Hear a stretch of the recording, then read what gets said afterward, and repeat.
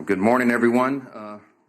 This is day 31 of the Democrat shutdown. As you can see, I have a special guest that I'm delighted to introduce to you in just a moment here. We have spoken daily, every day at this podium about the real pain that Americans are experiencing because of the Democrat shutdown. We talked about the pain for our troops, for our federal workers, for American families. And this morning, we want to speak specifically about the millions of American families that are going to feel real hardship because of the SNAP benefits drying up. And we have no one less than the Secretary of the Department of Agriculture, who's in charge of that program, that will speak directly to that issue. But I want to begin first with just a word of sincere gratitude. Across this country, we've got millions of federal workers who have been showing up at the office every day without pay. This has drug on for a month now. Those federal workers have shown up for a month straight, not knowing when or if their next paycheck will be delivered. They're doing their jobs, and they're doing it valiantly, while the Senate Democrats simply refuse to do their job. Their most simple and basic responsibility is to keep the government in operation so that we can keep the services flowing to the American people and keep the country moving. But they're not doing that. So we just want to say to these federal workers, like the hundreds of civilian employees who are also spread throughout the country, like the ones in my district, for example, at the Bain Jones Army Community Hospital down at Fort Polk, our big Army base there. We just want to say thank you for your diligence, for doing your job, for your service to the country, even though Democrats are withholding your paycheck. They are shameless in doing so. Throughout this shutdown, President Trump and his administration have done everything in their power, as we relay to you here every day, example after example. They've done everything they can to mitigate and reduce the harm to the American people. He's gone out of his way to find creative solutions to ensure our service members don't miss a paycheck, for example, to ensure that the WIC program, that the nutrition assistance to women, infants, and children is still flowing. President Trump has proven beyond a shadow of a doubt that if there is any way to fund these programs that are drying up now, that he will do it. If there was any way to fund SNAP during the Democrat shutdown, you can be assured that your commander-in-chief would do it. But we are now reaching a breaking point. Thanks to Democrats voting no on government funding now 14 different times, SNAP benefits for millions of American families are drying up. It's about 1 in 8 people in this country who rely upon this to literally put food on their table. And the blame for this lies 100% with the senators sitting over there on the Democrat Party.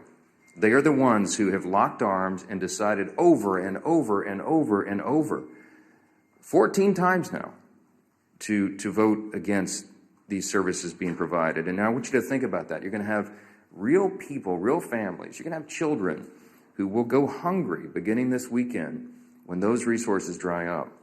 They rely upon that, and yet the Democrats continue with their political games in Washington while people are sitting around the dinner table without the resources that they need. The administration has done all it can to keep this program afloat, but the limits have been reached here. And what are the Democrats doing today? Where are the Democrats? Are they in the Senate today? No, they're out campaigning. While critical SNAP benefits run dry, the Democrats have skipped town. They've abandoned their post in the Senate, and the reason that's so important and noteworthy for the American people is the Senate is the only place where this can end. The last hope of reopening the government before millions of Americans go hungry. They've abandoned their post. Democrats are now this is the incredible part, they're now trying to somehow blame Republicans for cutting off SNAP when Republicans, remember, are the ones who have voted 14 times for the SNAP benefits to flow. It's the Democrats who voted every single time to turn that off. The same Democrats who've been perfectly fine with defunding SNAP and WIC for over a month now are suddenly claiming to be outraged that Republicans and President Trump can't just wave some magic wand and fix the mess that they themselves have created. If they're suddenly waking up to the pain their reckless decision is causing, then there's one simple way to fix it. They can come back in here and vote to reopen the government. But we don't think they're going to do that. Now, this is what's interesting. The most recent development is that you've got many more people now calling on the Senate Democrats to do the right job. There's a handful of moderates still in the Democrat Party, and they are very upset about that. The tension is rising. You had Senator John Fetterman of Pennsylvania, for example, who just yesterday, I think it was, accused his own party of, quote, playing chicken with the food security of 42 million Americans. He's right. And you've seen now the avalanche of people and organizations and institutions calling on the Democrats to reopen the government and vote for the clean CR. You got labor unions. You got the largest airlines in America. You got independent voters. Working class Americans across the country, they are all pleading with the Democrats to do their job and stop using their hardships, the people's hardships, for the Democrats' political games in Washington.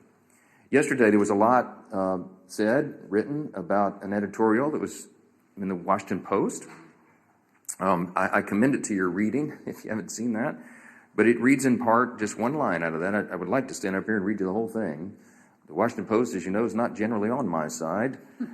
They said, quote, Democrats openly acknowledge that they refuse to do this, reopen the government, because it would mean giving up their leverage. If they persist, it will mean families start to go hungry. Now, look, this isn't some novel idea. As you know, the Democrats have always traditionally said, breathlessly, given speeches passionately saying that you've got to keep the government funded. You should never shut it down. It would be so dangerous. And we've recounted this over and over. I mean, I literally could be here all day reading the Democrats' own past statements on the perils of shutting down the government, but I'm just going to highlight a couple this morning because they're relevant and timely. I'll begin with Senator Coons. He's the senior Democrat senator from Delaware. In 2013, he said this, quote, our democracy cannot function if the majority party threatens to shut down the government unless it gets its way, unquote. And that was Senator Coons in 2013. And what is he saying now? Earlier this week, he said, quote, frankly, this is our only moment of leverage. Quite a switch. Bernie Sanders has got a lot of airtime here lately, and back in 2018, Senator Bernie Sanders said this, quote, the truth is that shutting down the government is a serious and dangerous action that we must do everything possible to prevent. That was in 2018. You know what he said this month? Quote, if we reopen the government, we lose our leverage.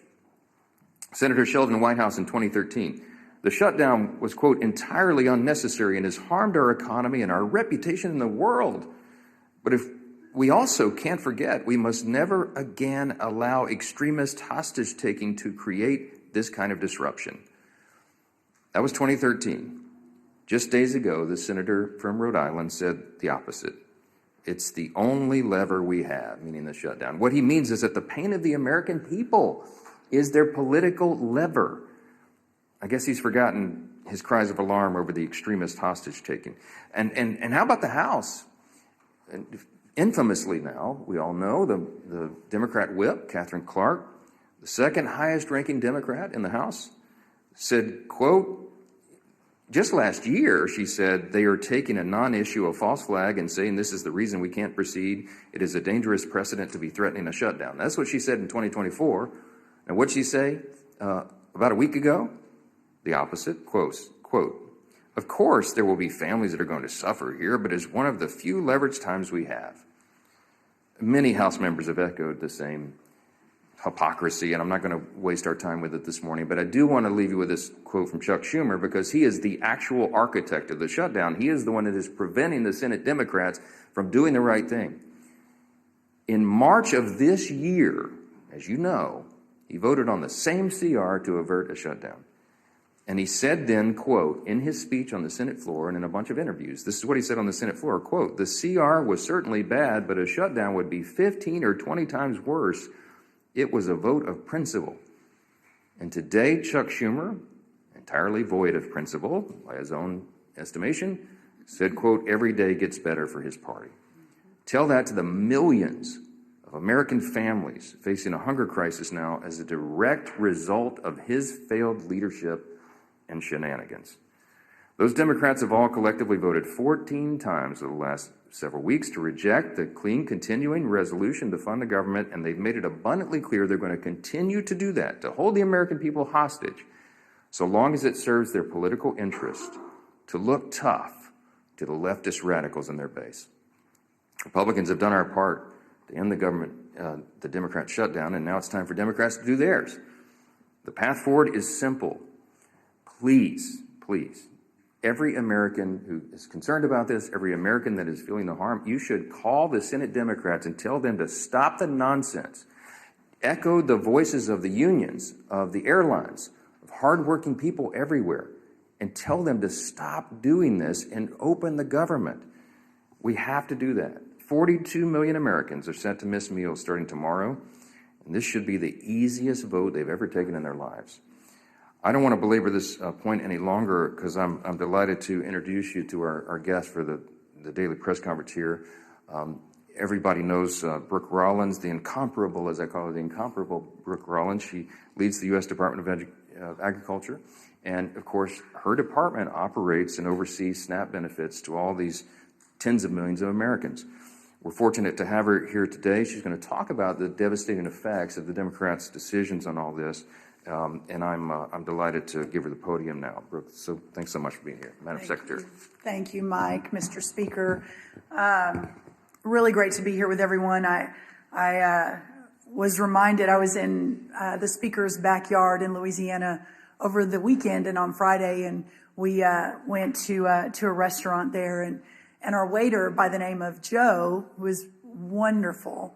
He was a multi-generational Louisiana and New Orleans, and he was our server, and he was just so impressive. And towards the end, he brought up that, well, this is a job he had to take because he was furloughed and so was not making any money, and he worked for the federal government. He didn't know who I was. And I said, well, Joe, I can appreciate that. You know, I'm sort of in that world as well. And I said, where do you work? And he said, well, I work for the U.S. Department of Agriculture in their New Orleans office as part of the financial team. And so it just really brought home for me, to echo what Mike said, just thanking so many thousands of federal workers who are showing up, who are still doing their job, who aren't getting paid, those that are now concerned about putting food on the table and making their mortgages and paying their rent, but to be out in the country, I was in Indiana yesterday, and understand the real sort of pain that's being felt. But just to echo a couple of the themes that Speaker Johnson talked about, again, the idea that the Democrats have now for 14 different votes voted to keep the government closed is absolutely unconscionable. Every day they hold the federal government hostage. They are leaving millions of families' livelihoods and critical benefits, including SNAP, hanging in the balance. Of course, we all know the 13,000 air traffic controllers working without pay, many turning to Uber, taking second jobs in restaurants, etc., as this shutdown continues. Hundreds of thousands of federal employees are not receiving a paycheck. Thousands of small business loans are going unapproved each month because of this shutdown, equating to almost $4 billion in capital being taken out of the pockets of small business owners across this country, truly the backbone of our economy. It is a fact that Democrats shut down the government over free health care for illegal aliens and their $1.5 trillion partisan wish list. Democrats need to stop playing politics with the livelihoods of hardworking Americans and open the government now by voting for the clean resolution. We are here today because SNAP benefits run dry tomorrow. So the truth has finally revealed itself, hasn't it? Democrat support for programs like SNAP is now reduced to cynical control over people's lives. This last month has shown that the party who constantly says it puts people over politics does the complete opposite. Millions of Americans, as of tomorrow, will no longer receive SNAP and potentially WIC or even a paycheck. Democrats have instigated a disgusting dereliction of duty unlike anything I have seen in all my years doing this work, all to favor illegal aliens and other radical far-left policies that benefit only a small, tiny sliver of their base. I am embarrassed for Chuck Schumer.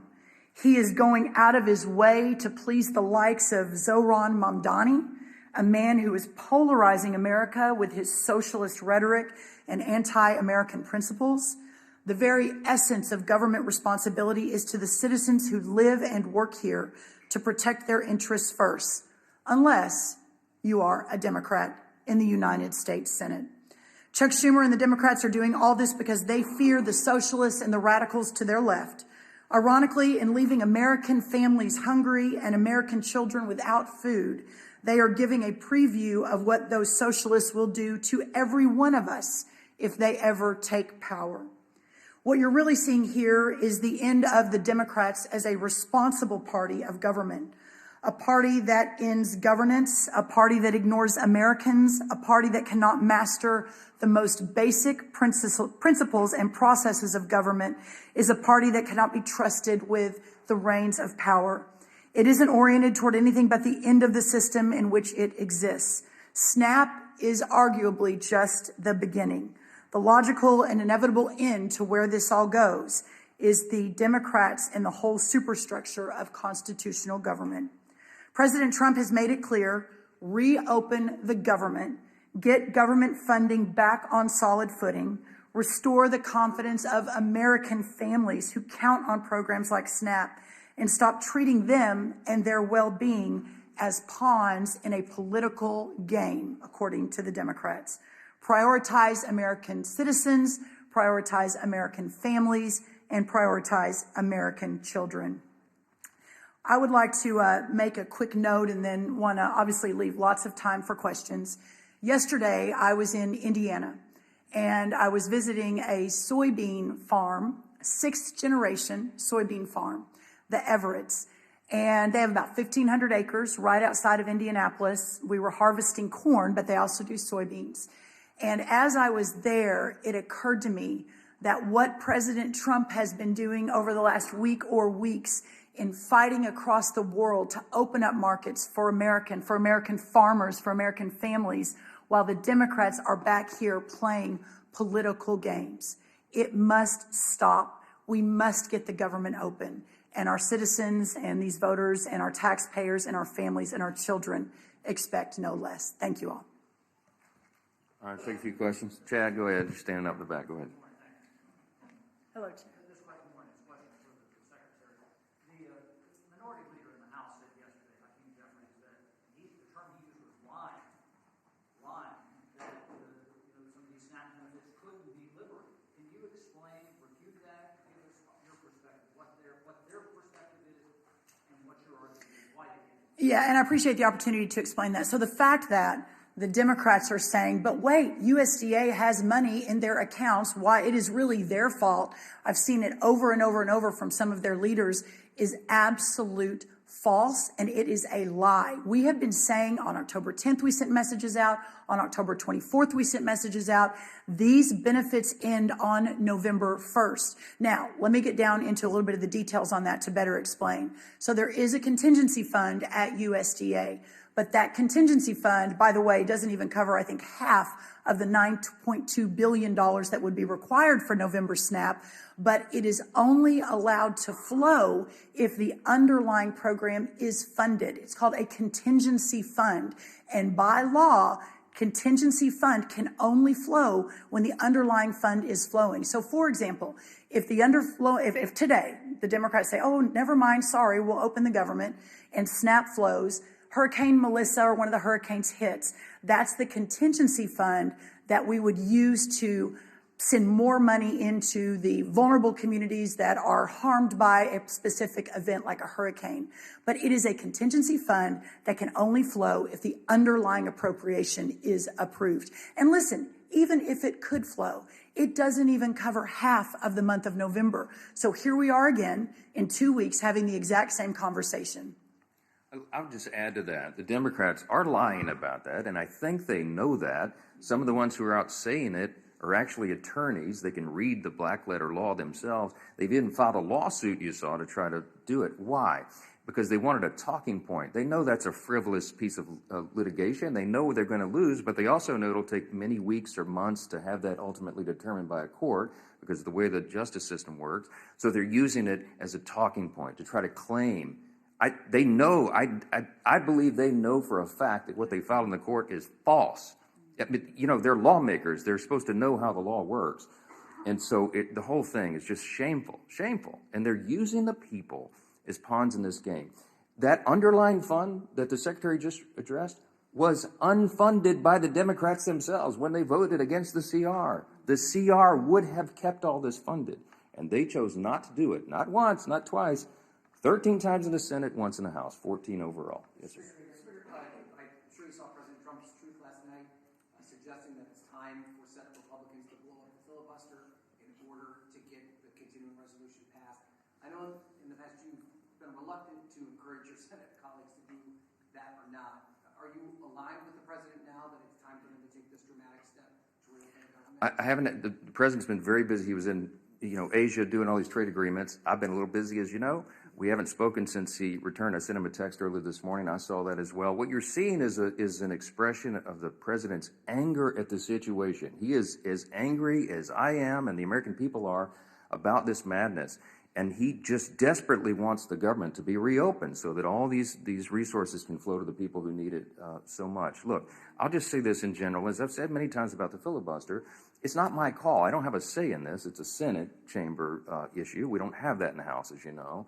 But the filibuster has traditionally been viewed as a very important safeguard. If the shoe was on the other foot, I don't think our team would like it. The Democrats, look, they've said what they would do. They would pack the Supreme Court. They would make Puerto Rico and D.C. states. They would ban firearms. They would do all sorts of things that would be very harmful for the country. And the safeguard in the Senate has always been the filibuster. But again, not my issue, not something I get to even weigh in on. My opinion on this is not relevant. It's the senators. But I think that it just is another expression of the frustration, of the pressure that is being felt, the anger by the president and by me and all of us that we're in this situation at all. Do your basic job. I'm going to say this again. We have put zero Republican policy priorities on the CR. It is Biden-level policies and spending. They have no excuse at all not to support it. They have no excuse to put all this pain on the American people, except that for what we've just articulated and repeated here every day, they want to give a showing to the radical left fringes of their base, and they want to give illegal benefits or benefits back to illegal aliens and non-citizens and all the other crazy stuff that they've claimed. Yeah. Can I respond? Sure. I just very quickly, I have not spoken to the president either since last night, but let me say this. He is, and I've been next to him for almost 9 or 10 years now. He is so resolutely focused on delivering for the American people all day, every day, 7 days a week, 20 hours a day. This is what he is thinking about. And as the world's greatest deal maker, from his perspective, the way he thinks out of the box as a businessman is how do we end this nonsense, and how do we again open the government, and how do we support these families that need support? Yeah, go ahead. I'd already called on him. Go ahead. Thank you, Mr. Speaker. Yeah. Madam Secretary, question to you. So I know you addressed the contingency fund, but SNAP has never run out of funding in its 60-year history. That's right. During a shutdown. Why were past administrations able to find funding to keep it afloat in a shutdown and you can't? Well, let me see. I've got a chart I want to show you all on the SNAP funding. My charts are slightly wanky because our print shop is closed because we're furloughed. So it was a little arts and crafts time over at USDA early this morning.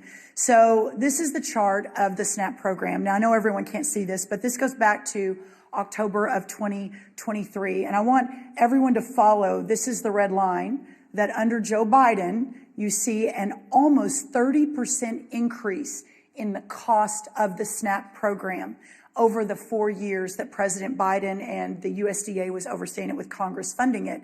And you see now the downward trend since President Trump was reelected November, and we've had about 650,000 people move off of SNAP since President Trump was elected. A press conference for another time. That's obviously the goal of all these programs, is to move families into real work and the dignity of that. I say that because the astronomical costs of the SNAP program under Joe Biden was historical. It was unprecedented, and we don't have the same levels of funding that were there in the past. And by the way, for 1 month, we have Band-Aided and bubble-gummed and duct taped this deal to get this 1 month of funding in for SNAP, the $9 billion. Quick follow-up. I mean, because reality is setting in for a lot of people this weekend. So what do you say to the millions of people who stand to lose their food stamp benefits? What should they do? My message to America is first, the fact that your government is failing you right now. That poverty is not red or blue. It is not a Republican or Democrat issue. It doesn't matter who you voted for or even if you voted. That if you are in a position where you can't feed your family and you're relying on that $187 a month for an average family in the SNAP program, that we have failed you. But I think what's so important, and this is why we keep hammering this, the Republicans have voted over and over and over again to open this government so that these funds don't stop. And for 14 different times, the Democrats have said, no, we are going to hold hostage the most vulnerable families in this country so that we can get our left-wing radical agenda into the government and the governing structure. And to that, President Trump, Speaker Johnson, Majority Leader Thune have said absolutely not, and we're very grateful for that. Please vote yes. We implore the Democrats in the Senate to vote yes to get this government open and these people the benefits that they need to feed their families. And it's clarifying. When she says we have failed you, she means we, the Democrats, okay? Because as we've just explained, Republicans have voted 14 times to get this done. The president has pleaded with Schumer and Hakeem to open the government, and they told them no. We're doing everything we can. The Republicans, they say, well, the Republicans are in charge of the federal government. Why can't they get this done? It's simple math. We need 60 votes in the Senate. We only have 53 Republicans. We have to have Democrats. It is the Democrats alone who are failing the American people. And this administration, every cabinet secretary, it's not just Secretary Rollins, every cabinet secretary is bending over backwards to make sure that the American people are served and they get what they need. But we are not magicians. We cannot wave a magic wand. The funds have run out because the Democrats are playing games. And that's why we've been here every day this month pleading with them to do the right thing. And they do not care. They have shown how callous they are. They do not care that people are suffering. And that's who's failed them. It's not the government overall. It's the Democrats who are holding up the government for working for the people. It's a very important thing. Jay, go ahead. You undoubtedly have seen some of the modest progress in the Senate. At least people are talking about spending, 26 spending. Number one, I want to get your sense for where things are, your reaction to that. And would you bring the House back if they got some sort of agreement on a number of spending bills? Yeah, look, the whole point of this is a very important reminder. The reason we're in this mess is because they voted against the clean CR. What was the point of the CR? The CR was merely to buy us 7 additional weeks to finish the funding of the government, the appropriations process. We were working on that in bipartisan fashion and bicameral fashion. As you know, we had a conference committee set to go on 3 appropriations bills that had passed out of the House. They didn't match the Senate exactly. They were going to work through that. That's the process. And our appropriators, the members of Congress who work on all this funding every day, are raring to go. In both parties, in both chambers, they want to get back to that work, and that is the whole point. Chuck Schumer and the leadership are holding that process up. So am I optimistic that we can get back to that? Yes, but we can't do any of it until they take the simple step to vote on that additional time. It's just a stopgap funding measure to make all these services and funding flow to the people so that we can finish that work. They're holding it up. So I'm heartened, Jay, that we have members on both sides. I had a meeting with the chairman of our Appropriations Committee in my office yesterday afternoon. Tom Cole came in. We were talking about the latest and what those appropriators are doing, the things they're working on. I meet with Leader Thune about it almost daily on the subject. We are ready. The next packages of funding bills are being prepared. And yes, we want to pass that off the House as soon as possible. We want to get all 12 appropriations bills done because we're returning to regular order. That's been a commitment of mine since I became the Speaker 2 years ago, and it's something that Congress must do to be better stewards of taxpayer dollars. So we don't have, I'm using your handy chart here, so we don't have this spike in spending. We have more responsible spending. The only way to get this, to make the government work better and more efficiently for the people, is to go through that stewardship process, that important obligation that the founders intended and that we've used to respect, but we haven't in a long time. So all of this is entwined in that. We've got to get Congress working again. We're anxious to do it, and the sooner we can get back here and get the lights on, the better. But the number one mission of Congress right now is to turn the government back on. There's too many people's lives and health and hunger at stake. This is not a game. They've got to stop playing games. Remember this, too. The first time in U.S. history that any party has had the audacity to do what the Democrats and the Senate are doing right now. No one ever before has shut the government down over a clean, nonpartisan CR, because it would have been unthinkable until now. And you need to remind them of that. Yes, ma'am. Last one. The One Big Beautiful Bill contained numerous Medicaid anti-fraud measures. Senator Tuberville recently highlighted a slew of aliens are receiving these SNAP benefits. Are there any plans to do the same with SNAP and totally reform it just to ensure that it's available only to U.S. citizens? You want to? Yes, in fact, we've already done that. Now, so a couple of quick things on I guess the silver lining in all of this is that we're having a national conversation on our SNAP program, that this has sort of shined a light on a program that, especially under the last administration, has just become so bloated, so broken, so dysfunctional, so corrupt that it is astonishing when you dig in. So 3 important things on that. The first, I talked about the extraordinary explosion of benefits under the last administration. And what happened was that the money that was going out was zero accountability. So one of the very first things we did when I was sworn in was send a letter to all the states and to remind everyone the SNAP program is administered through the states and the governor's office. So send a letter to all the states saying no more illegal aliens on SNAP. Period, full stop. So that's already a rule of this administration. We're working to enforce it every single day. The second thing is we began a very serious investigation into a lot of the fraud and abuse that we kept getting anecdotal stories of that no one was doing anything about. And so just in the last, I think, 6 months, we've had major dozens of arrests, people going to jail, fraudulent activity of $50 million here. One guy's registered for SNAP in 6 different states. I mean, it's one thing after another. So we are taking that extremely, extremely seriously.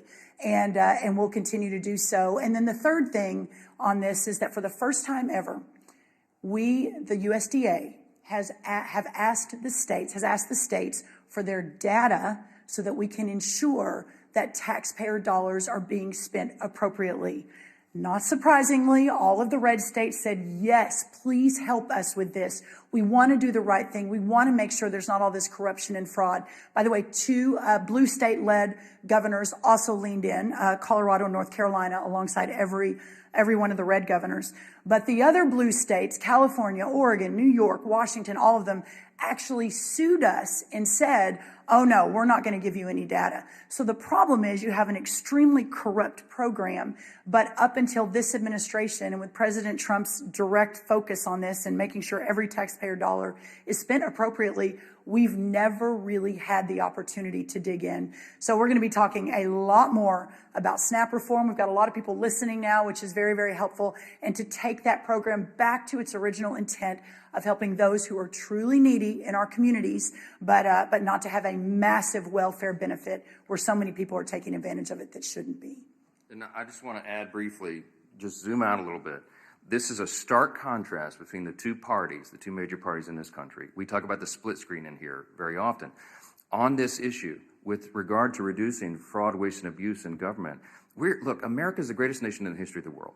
We're the most powerful, most successful, most free, most benevolent nation that's ever been. Part of our benevolence, part of the spirit of America is that we do have these safety net programs. We support that. We have an extraordinary cabinet, like Brooke Rollins here, Secretary Rollins, who is handling and administrating the SNAP program is a good example of that.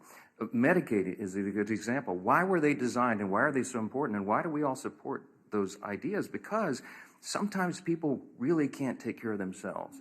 You know, you have the elderly, the disabled, young pregnant women, for example, who are single and they're down on their luck and they need some help. SNAP and Medicaid and these other programs were intended to be a temporary safety net to help people to get back on their feet. But they have been abused. And there are some big government advocates, like the Marxists, like the socialists, who want the government to take over everything and supply everything for everybody. But guess what? If the government can give you everything, it can take it away as well, and your freedom is sacrificed. Socialism, don't get me started, has been a great scourge on humanity. I mean, the tens of millions of innocent people in the 20th century alone have died because of it. America stands for something better than that, something different. But the programs don't work if they're loaded down with fraud and abuse. And every single person in this room and every American of common sense should understand the necessity of having people in office, a president in the White House, a cabinet full of secretaries who are dedicated to this in every division of the federal government, and Republicans in Congress leading on this, to root out that fraud, waste, and abuse so the programs can survive. We did that in the One Big Beautiful Bill, in the Working Families Tax Cut. With Medicaid, we went into that and we eliminated the fraud, waste, and abuse. We got able-bodied young men without dependents off the program. They were never intended to be there. They're sitting around on their couches playing video games. Yes, that's an actual study, and they're siphoning the resources away from elderly people, disabled people, and young women who desperately need it. And so the funds were being depleted. We shouldn't go for that. And illegal aliens were never intended to be on any of these programs. They're for U.S. citizens only, law-abiding citizens.